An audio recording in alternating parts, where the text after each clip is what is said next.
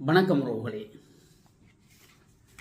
இன்றைக்கு 2026 ஆண்டு 1ஆம் மாதம் 26ஆம் தேதி. இன்றைக்கு வியாழக்கிழமை. நாங்கள் வழமையாக ஒரு நாளும் பார்ப்பது எங்களுடைய பலம்புரி பத்திரிகையில் என் சோக்கன் எழுதிய கட்டுரை ஒன்று, அடாவடி கோட்டை அமெரிக்க உளவுத்துறை CIA வரலாறு 6 அடி 6 6ஐ நாங்கள் தொடருவோம். மற்ற இரண்டு கட்சிகளும் இணைந்து தேர்தலை சந்தித்தன. இதனால் குடியரசுக் கட்சி நிச்சயமாக தோற்கடிக்கப்பட்டுவிடும் என்கின்ற நிலைமை. அப்போதுதான் CIA இந்த தேர்தலில் தலையிட தீர்மானித்தது. இத்தாலி பொது தேர்தலுக்கும் அமெரிக்காவுக்கும் எந்த விதமான சம்பந்தமும் இல்லை. ஆனால் இந்த தேர்தலில் குடியரசுக் கட்சி தோற்றுவிட்டால் அது பெரிய ஆபத்தாகிவிடும் என்ற முடிவு செய்தது அமெரிக்கா. காரணம், குடியரசுக் கட்சியை எதிர்த்து நிற்கின்ற இரண்டு கட்சிகளுமே கம்யூனிஸ்ட கொள்கையை ஆதரிக்கின்றன. இவற்றுக்கு மறைமுகமாக சோவியத் யூனியன் உதவி கொண்டிருப்பதாக ஒரு செய்தி. ஒருவேளை இந்த கட்சிகள் ஜெயித்து விட்டால் இத்தாலியில் கம்யூனிஸ்ட் ஆட்சி மலர்ந்துவிடும். அது அமெரிக்காவுக்கு பொறுக்குமா? குட்டையை குழப்புவதற்காகத்தானும் களத்தில் குதிக்க தீர்மானித்தது. ஆனால் தேர்தல் நடக்கப் போவது இத்தாலியில், ஓட்டு போட போவது இத்தாலியர்கள். இதனால் ஏதேனும் பிரச்சனை வந்தாலும் கூட அது இத்தாலியின் உள் விவகாரம். அதில் அமெரிக்கா தலையிடுவது நாகரிகமாக இருக்காது. அதனால்தான் தன்னுடைய பிரதிநிதியாக CIAவை அனுப்பி வைத்தது அமெரிக்கா. திரைமறைவில் அவர்கள் என்ன வேண்டுமானாலும் செய்யலாம். ஏதேனும் விவகாரமாகிவிட்டால் அதற்கும் எங்களுக்கும் சம்பந்தம் இல்லை என்று சொல்லி தப்பித்துக் கொள்ளலாம். எப்படியாவது குடியரசுக் கட்சியை ஜெயிக்க செய்ய வேண்டும் என்பதுதான் CIAவுக்கு தரப்பட்டிருந்த ஒரே நோக்கம். அதற்காக என்னவெல்லாம் செய்யலாம் என்று பக்கவாக லிஸ்ட் போட்டுக்கொண்டு வேலைகளில் இறங்கினார்கள். முதல் வேலையாக எந்தெந்த ஊரில் யாருக்கு ஆதரவு அதிகமாக இருக்கிறது என்று உளவு பார்க்க தொடங்கியது CIA. அப்போதுதான் அநேகமாக எல்லா இடங்களிலும் குடியரசுக் கட்சி 2ஆம் இடத்துக்கு தள்ளப்பட்டிருப்பது தெரிய வந்தது. இதைத் தொடர்ந்து ஏகப்பட்ட செலவில் பத்திரிகைகள், வானொலி போன்ற ஊடகங்களின் மூலம் எதிர்ப்பிரசாரங்கள் தொடங்கின. இதற்காக CIA வெளியிட்ட துண்டு பிரசுரங்கள், புத்தகங்கள், பேச்சுக்கள் அனைத்தும் கம்யூனிஸ்ட் ஆட்சியின் பின் விளைவுகளை சுட்டி காட்டுவதாக அமைந்திருந்தன. அதாகப்பட்டது, இத்தாலியர்களே, நீங்கள் PSI அல்லது PCI கட்சிக்கு ஓட்டு போடுவதாக இருந்தால் கொஞ்சம் யோசியுங்கள். உலகம் முழுவதும் அமைந்திருக்கின்ற கம்யூனிஸ்ட் ஆட்சிகள் தங்களுடைய மக்களை எப்படியெல்லாம் கொடுமைப்படுத்தி கொண்டிருக்கின்றன என்பது உங்களுக்கு தெரியுமா? உங்களுடைய இத்தாலி கம்யூனிசத்தின் கோரப்பிடியில் சிக்கிக் கொள்வதை நீங்கள் அனுமதிக்க மாட்டீர்கள் தானே? எதுவானாலும் ஒரு முறை யோசித்து விட்டு செயல்படுங்கள்.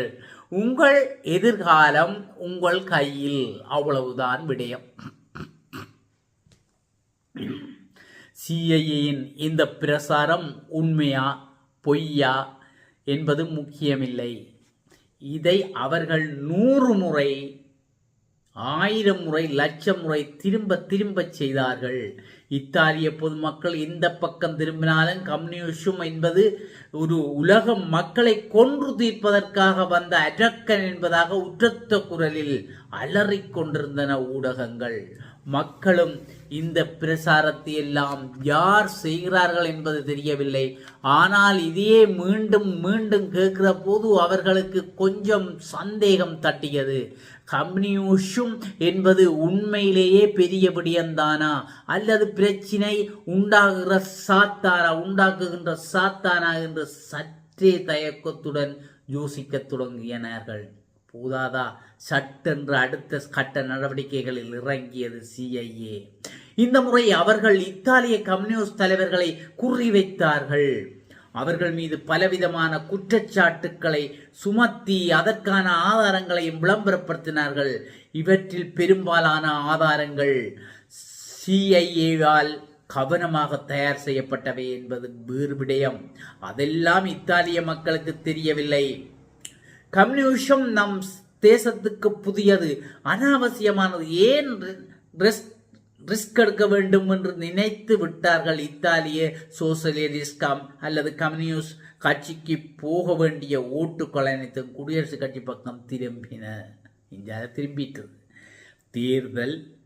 இதனால் தேர்தல் அறிவிக்கப்பட்ட போது கடைசி இடத்தில் தத்தளித்துக் கொண்டிருந்த குடியரசுக் கட்சி அந்த தேர்தலில் மிகப்பெரிய வெற்றி பெற்றது.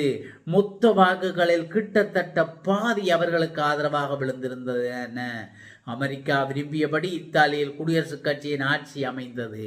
அப்போது விழுந்த கம்யூனிஸ்ட் கட்சி அதன் பிறகு இத்தாலியில் எப்போதும் பழைய பலத்துடன் எழ முடியவில்லை. சிஐஏயின் முதல் முக்கியமான வெளிநாட்டு பணி வெற்றிகரமாக முடிந்தது.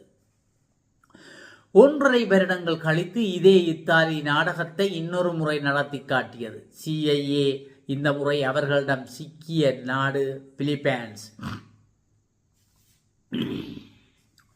2ஆம் உலகப் போருக்கு பிறகு சுதந்திரம் பெற்ற பிலிப்பைன்ஸில் அமெரிக்காவுக்கு ஆதரவான அரசாங்கம்தான் அமைந்திருந்தது.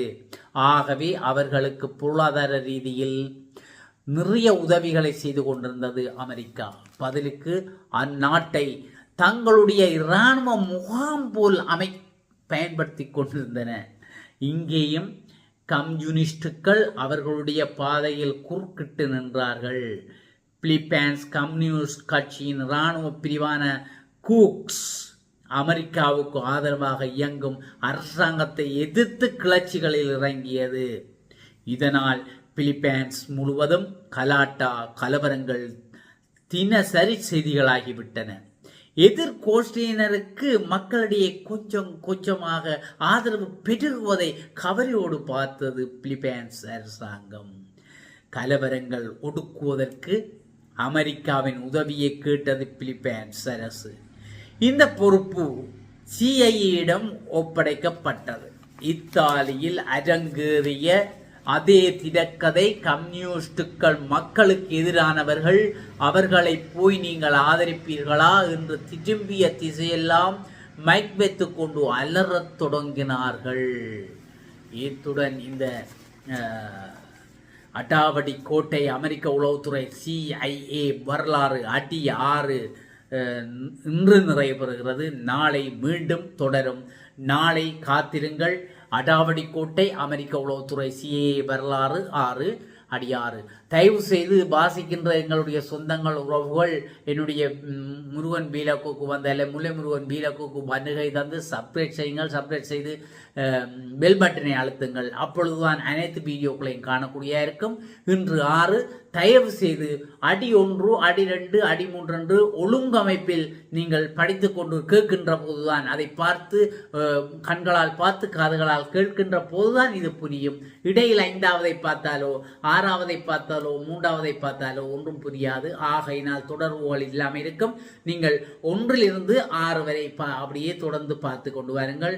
உங்களுக்காக நீங்களும் படித்து அறிய வேண்டும் என்பதற்காக நான் இந்த பதிவை மேற்கொள்கிறேன் என்பதை வினியமாக தெரிவித்துக் கொண்டு மீண்டும் நாளை அடாவடி கோட்டையில் சந்திக்கும் வரை உங்கள் அனைவரிடம் விடைபெற்றுக் கொள்வது உங்கள் அன்பின் முருகன். நன்றி, வணக்கம்.